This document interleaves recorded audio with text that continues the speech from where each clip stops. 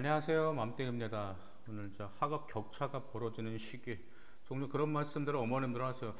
우리 아이가 초등학교 때까지는 거의 뭐 90, 평균 95점, 뭐 97점 맞은 아이고, 정말 그 공부 잘했는데 왜 갑자기 이렇게 됐지? 라고 하시는 어머님들이 많이 계세요. 그러면 오늘 그래서 학업 격차가 벌어지는 시기가 언제인지를 좀 말씀드릴까 해서 방송을 찾아뵙게 되었고, 이거 이제 지금까지 제가 겪은 개인적인 소견입니다. 다른 이제 교육 전문가 분들과는 좀 약간 의견이 다를 수는 있어요.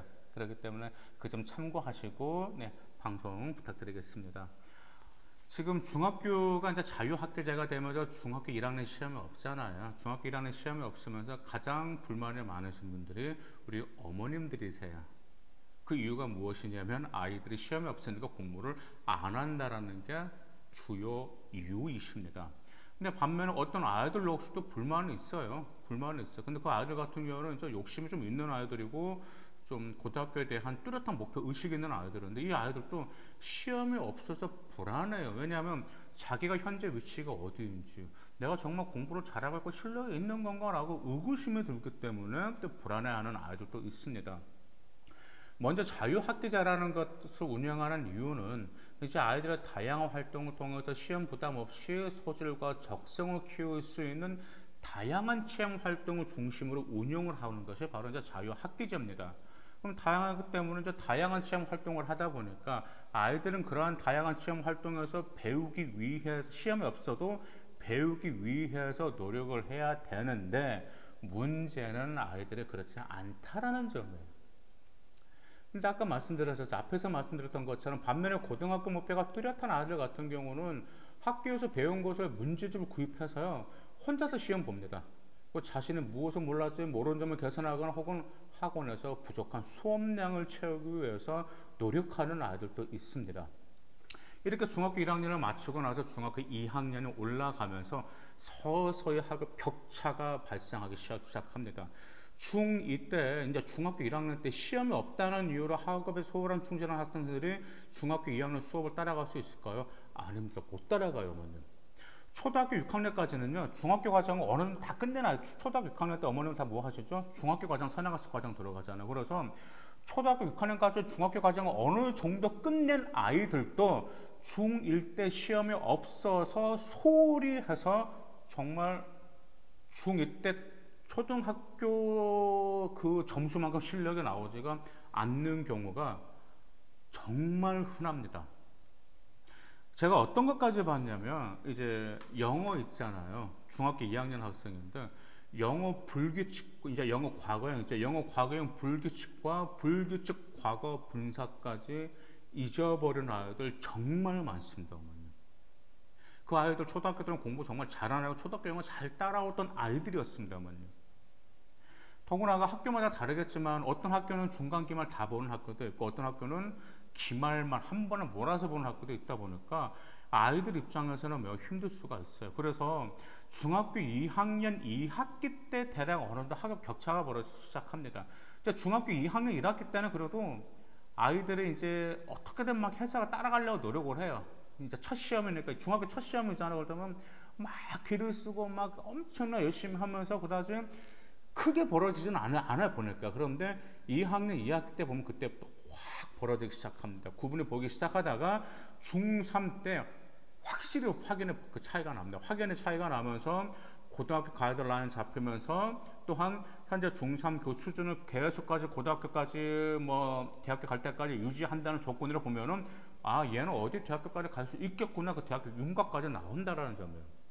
그래서 정말 이건 중요한 거예요. 보통 어머님들이 고등학교 때 고등학교 잘 가서 대학교를 잘 간다, 솔직히 그것도 어느 정도 정답은 될 수 있는데, 정말 좋은 대학교를 잘 가기 위해서는 중학교 과정 매우 중요합니다. 제가 그 점에 왜 말씀드릴게요. 나중에 말씀드릴게요. 그래서 이제 어머님들이 중학교 2학년 때 아이들 중2 때 성적표를 보고요, 전 멘붕이 옵니다. 깜짝 놀래요. 그래서 아이들 막 혼내죠. 너 왜 안 했어? 어쨌어? 그런데 물론 놀았던 아이들 문제도 있지만 시험이 없다 보니까 이것을 뭐 아이들 입장에서는 뭘 공부해야 될지, 그 다음 뭘 해야 될지 목표 의식이 없었던 것도 기정사실입니다.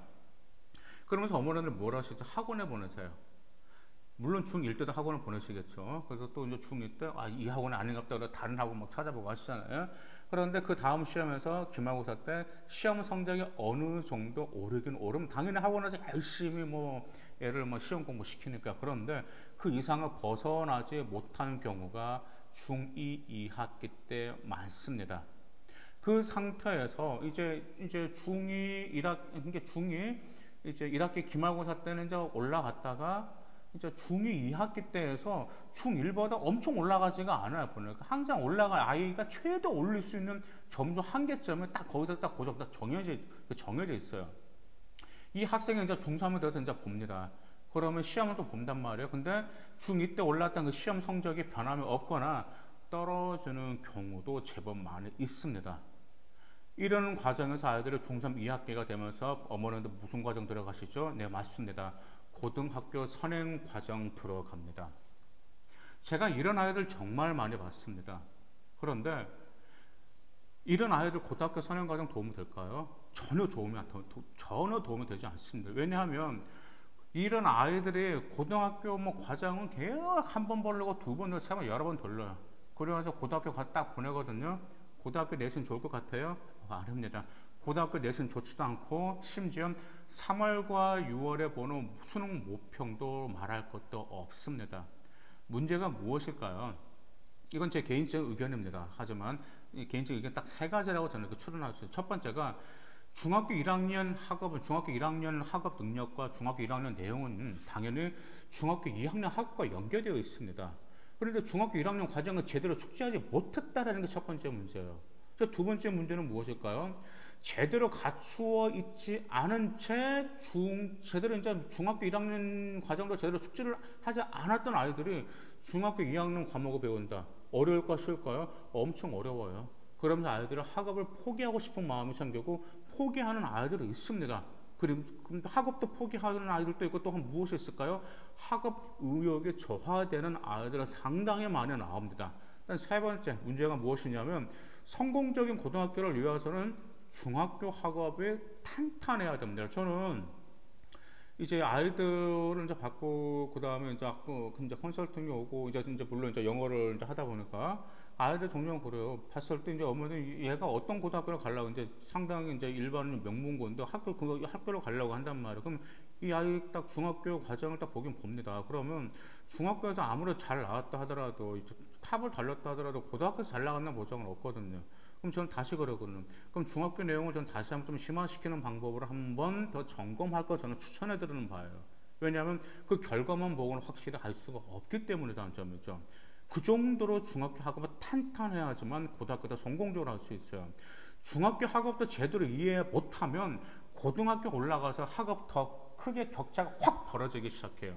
학업 격차가 벌어지는 게 아이가 이제 학업 격차가 실력대는 벌어지는 건 이제 딱 보고 나서 아이가 또 현타가 오면서 아이가 포기해버리면서 학업 격차가 더 벌어지기 시작합니다. 그러면서 하는 말은 저 정시 준비할까라고 그런 말은 나오는데 중학교 학업이 제대로 갖춰지지 않는데 어떻게 정시를 준비할까요?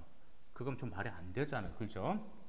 그래서 이런 아이들 같은 경우 항상 저희 어머님들 그 다음에 제 방송 시청 어머님들 꼭 좀 명심하세요.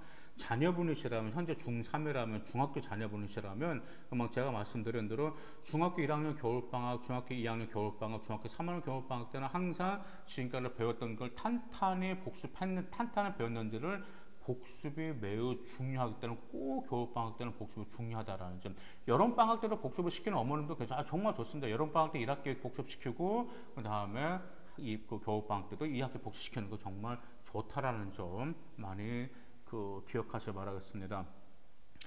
그래서 이제 이런 아이들이 이제 중학교 때 많이 놀아가지고 공부를 많이 하고 고등학교 올라갔는데 아이고 고등학교 올라갔더니 시험도 어렵죠, 과목도 어렵죠, 수행평가까지 어렵다 보니까 아이들이 학업이 떨어질 수밖에 없습니다. 그러면 어떤 좋은 방법이 있을까요? 이 문제 이제 세 가지 말씀드렸으면 방법도 말씀드려야 되겠죠. 이제 이 방법도 제 개인적인 방법이기 때문에 그 점 참고하시기 바라겠습니다. 먼저 당연히 중1 때는 자유학계제이기 때문에 스스로 점검하고 소홀히 해서는 안 되겠죠. 그래서 저는 이제 친구 아이들이라든지 제 조카들이에요. 제 조카들, 중학교 조카들이 있으니까 조카들에게 일주일에 한 번씩 문제 혹은 이제 유로 사이트에서 해당하는 시험지 실제처럼 시험지를 보게 합니다. 시험 보게 하고 나서 당연히 점검을 시키는데 어떻게 점검을 시키냐면 그냥 왜 틀렸는지 그래서 틀린 이유를 분석하는 오답 노트를 반드시 꼼꼼히 필기하게 합니다. 그래서 처음에 객관식 시험만 보고 하고 나서 두 번째 저는 반드시 주관식 시험을 치르게 합니다. 저는 주관식 시험에 좀 비중을 많이 두는 편이에요. 그 이유가 무엇이냐면 딱 두 가지입니다. 첫 번째는 객관식은 아는 문제도 실수를 하면서 틀려요. 그런데 실수도 습관이거든요. 근데 정말 그건 무서운 겁니다, 실수.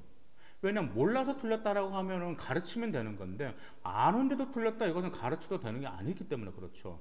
그런데 주관식 같은 경우는 실수로 틀리는 것이 아니고 몰라서 못 푸는 겁니다. 그래서 주관식 문제를 제가 굉장히 좀 많이 비중을 두는 이유가 이 아이가 무슨 문제를 모르는지 정확히 알 수 있게 되면 저는 주관식 문제를 풀게 하는 거죠. 일단 두 번째는 바로 고등학교 때문입니다.